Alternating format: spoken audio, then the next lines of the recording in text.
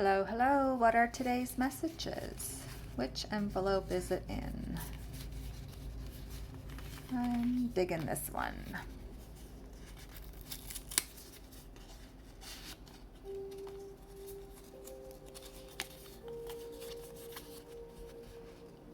Your diet is not only what you eat, it is what you watch, what you listen to, and what you read, and the people you hang around.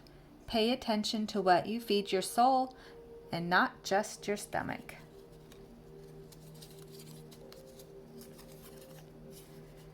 Teach your heart to accept disappointments, even from people you love.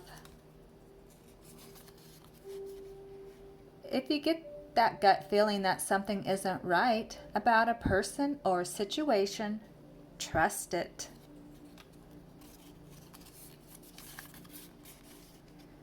Don't fight meaningless battles. Not every opinion is worth your energy. Know who you are, and that's enough. You don't have to explain yourself to people who aren't adding value to your life. All right, thanks for stopping by. Adios.